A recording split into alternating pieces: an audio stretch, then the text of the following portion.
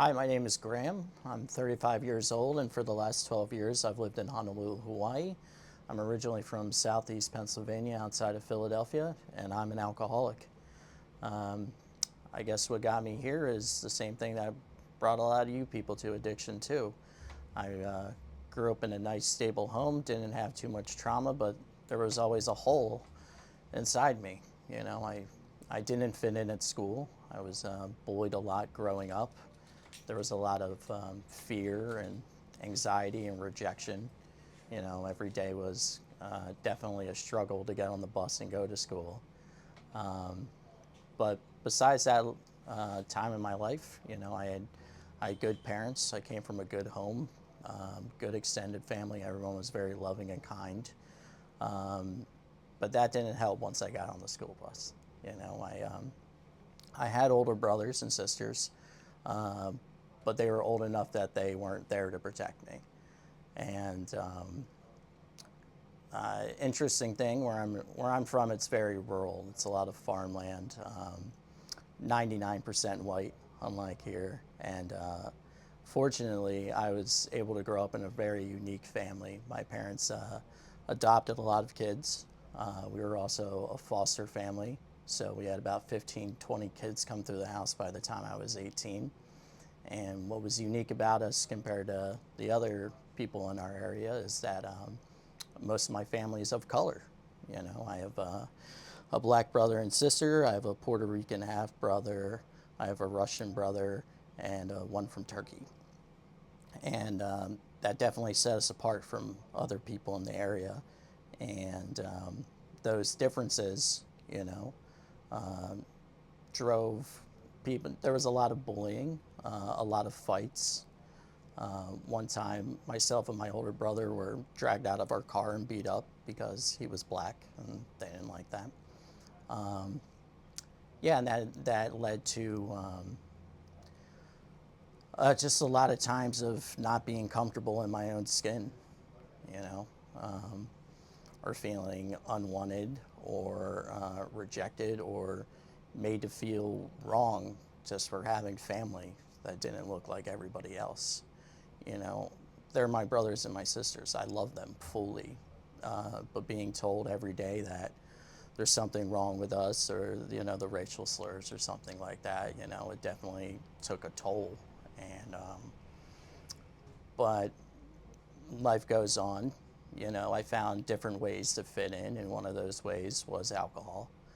I found that if I was the one who started providing the beer or a house to party at, all of a sudden it started being a little cooler to be the Waite family. So that progressed throughout high school. Things got a little bit better, but there was still always a disconnect. I had friends, but were they really my friends or were they kind of just taking advantage? I don't know. But I just always felt like when we spoke, there was a distance between us, and I internalized that as there's something wrong with me, you know. So I found ways to escape that, Started smoking pot early. Obviously, there was the drinking, cocaine came after that. And these were all just ways to escape what I thought of was the burden of being myself. If I can't be like everybody else, well, it must be my fault. So as high school progressed, things got worse and worse. I went from being a straight A honor roll student to graduating second from last in my senior year. So I didn't have very many options for college. So I went to the one close by to home, but that came with its own problems. Now if I needed to go or if I wanted to go hang out with my friends from back home, they're just a drive down the road. So I went to college, but I didn't really go to college. I just partied all the time, and I squandered that opportunity too. But with an escalation in grade level, everything else escalated with that too. I went from doing a line or two of cocaine maybe once a month to buying 8 balls myself, and they were going quicker and quicker. One of my last times doing cocaine, I did a whole 8 ball in 4 hours and then went to work afterwards to not so great results. But things got a little bit better as I got older. I had this false confidence, you know, being like the party guy and being like the cool guy to be around. But I still had that hole inside me that I was trying to fill up, and the only way that I knew how to fill it up was with excess. Right, so I just kept drinking, I just kept smoking, I just kept doing coke. And then I started adding other things to that. I started doing psychedelics, which was a good time, but I didn't do it like other people. A normal person will take 1 tab of acid, you know, every 6 months, and that'll be something. But me, I was taking like 7 to 10 to 12 at a time. One time I took 25. And everything I did, I just had to do more and more, right? Because that hole that was inside me, I just couldn't fill it up. I couldn't escape it. I was lucky enough, or fortunate enough, that I had a girlfriend who was just kind of getting sick of the Pennsylvania thing. And we made a radical decision to move here to Hawaii, which has been one of the best things that ever happened to me. It just took a little while to get there.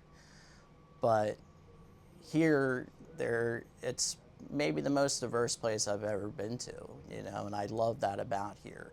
Whereas back home, everybody's the same color.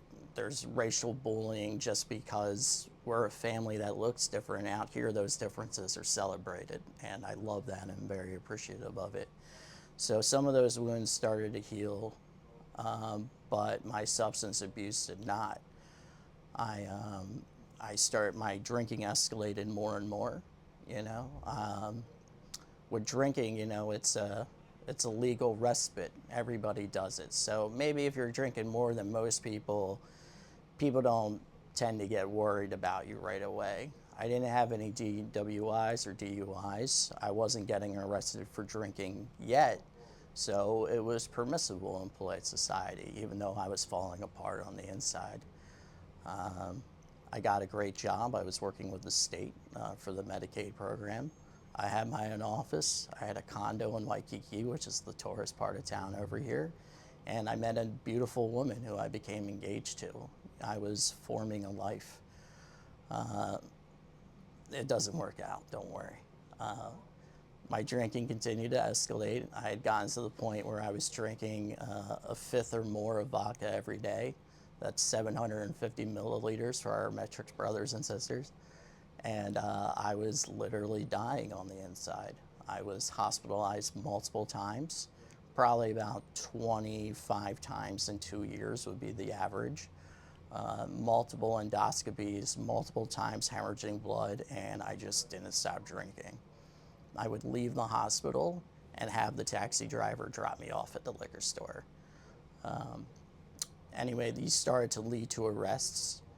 I had a point where I lived on the 30th floor of a condo, and in a drunken blackout, I jumped over our lanai. So I jumped 30 stories off a building, but caught myself on the ledge on the way down. I think I was screwing around, I don't know, but this freaked the hell out of my fiance, and she called the cops, rightly so, and I was arrested for the first time for being drunk.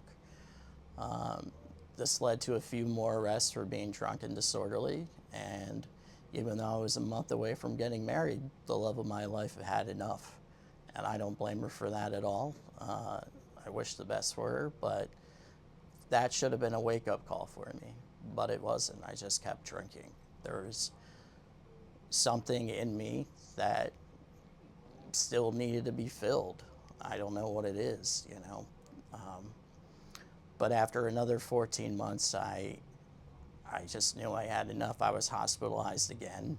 You know, this time I threw up 1/6 of the blood in my body. I needed a blood transfusion. And I could tell with my family, who's always been incredibly supportive of me and supportive of my recovery, that the patience was starting to wear a bit thin. You know, I remember my dad telling to me, you can drink if you want to, but don't expect us to always be here if you're going to keep doing it. You're a grown-up now. It's time to make your choice. And he's right. I'm 35 years old. If I want to be an alcoholic, I can be. But is it what I want? Is it what I was raised in this beautiful, wonderful family to be? Is that how I'm going to honor the people who have their entire lives been there for me? When am I going to be a person who that my family can rely on, not someone that they're always worried about? And that's what I'm trying to do now. I went through a residential program. I've got some sober time under my belt. And the first thing for me anyway is having clean time. I started to remember who I was. I started to get my identity back. I realized that in the 7, 8 years of hell that I was living through, just drinking every day, that's the only thing I was. You know, I was either drunk, going through complete withdrawals, wondering when the next drink is going to be, or finding ways to get more alcohol. And that's all I was doing 24/7. And I put a lot of people through that. Oftentimes, most times, pretty much every day, I'd wake up at 2 o'clock in the morning. The withdrawals are starting. I'm running around my apartment looking for a bottle that turns out not to be there because I finished it already. And then I'm shaking and shivering until 6 a.m. when the liquor stores are open here. And I selfishly make the love of my life, a woman I've promised myself to, who I care for with everything I have. I'd make her go downstairs to the liquor store to get for me because I was unable to. And what a thing to lose someone like that to, such an infantile thing where I couldn't stand up and be a man and take care of myself. Even if it was, and the liquor store wasn't very far away. It was right downstairs in our building. But I just couldn't do it anymore. As they say in the program, I'm sick and tired of being sick and tired. And I'm finally taking steps to change my life. One thing is having clean time. Another thing is getting to meetings.